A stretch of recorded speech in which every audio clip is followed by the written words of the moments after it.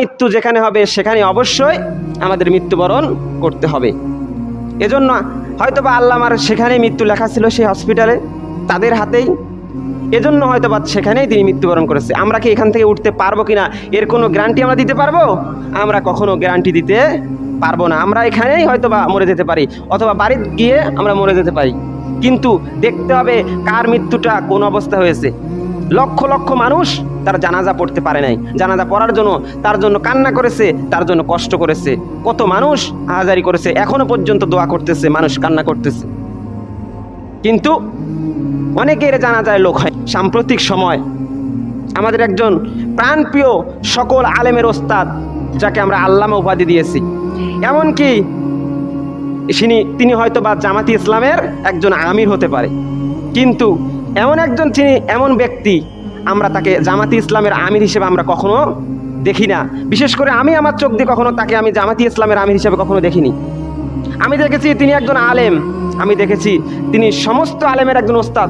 তাফসির জগতে তার হাত ধরে এই বাংলাদেশের তাফসিরুল কোরআন মাহফিল তিনি স্টার্ট করেছেন। তার আগে এরকম এত সুন্দর সুরলীল ভাষায় এখনও মনে হয় কোরআনুল কারিমের অমিয়গুলো আপনারা যদি নেটে ঢোকেন অথবা ক্যাসেটগুলো তার বাজান, এত সুন্দর অমিয় বাণী এই পর্যন্ত কেউ তার নকল করতে সক্ষম হয়নি। এমন একজন ব্যক্তি, সেই আল্লামা, তাকে ষড়যন্ত্র করে এই দুনিয়ার বুক থেকে তাকে সরিয়ে দেওয়া হলো। আল্লাহ তাআলা সব কিছু দেখছেন, সব কিছু তিনি পর্যবেক্ষণ করছেন।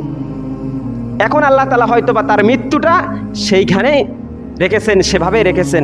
তিনি যেহেতু শহীদি মৃত্যু কামনা করেছেন, তিনি একজন বাংলাদেশের সর্বশ্রেষ্ঠ আলেমদের মধ্যে অন্যতম। জামাত ইসলাম, আওয়ামী লীগ, বিএনপি, চরমনাই, আপনার হাটহাজারী থেকে হেফাজত, যত প্রকারের সুন্নি, যত প্রকারের আলেম রয়েছে বাংলাদেশে, সমস্ত আলেম ওলামারা স্ট্যাটাস দিয়েছে, সমস্ত আলেম ওলামারা তার জন্য জান্নাতুল ফেরদাউসের জন্য দোয়া করেছে।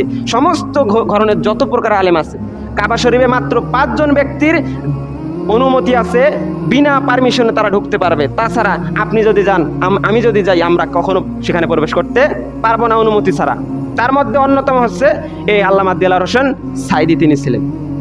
সম্মানিত হাজিরিন, তারপরে এমন একজন ব্যক্তি তিনি বাংলাদেশ নয়, শুধু পুরো বিশ্বের মধ্যে প্রায় 51টা রাষ্ট্রের মধ্যে তিনি কোরআনুল কারিমের এই তাফসির পেশ করেছেন, কোরআনুল অমিয় বাণী তিনি প্রচার করেছেন। তিনি সূরা ফাতিহার উপরে মাত্র 47 দিন তিনি সূরা ফাতিহার উপরে শুধু তাফসির করেছেন। প্রথম দিনেই সেখানে প্রায় 150 মানুষ ইসলাম গ্রহণ করেছে, লক্ষ লক্ষ মানুষ তার হাতে ইসলাম গ্রহণ করেছে। এমন একজন ব্যক্তির কথা বলছি। আপনি মনে করিয়েন না যে এটা রাজনৈতিক বিষয়, এটা কোনো রাজনৈতিক বিষয় নয়। একজন আলেমের পক্ষে আমাদেরকে বলতে হবে, তাকে যে অন্যায়ভাবে মারা হয়েছে এটাতে কোনো প্রকারের সন্দেহ নেই, সমস্ত প্রকার প্রমাণ রয়েছে। প্রমাণ থাকার পরেও যারাই ষড়যন্ত্র করছে, আল্লাহ তাআলা সবাইকে হয়তো হেদায়েত দান করুক, আর তার যে রেখে যাওয়া কাজগুলো রয়েছে, আল্লাহ তাআলা সবাইকে যাতে সেই রেখে যাওয়া কাজগুলোকে আঞ্জাম দেওয়ার তৌফিক দান করুক। সকলে বলি আমিন। এবং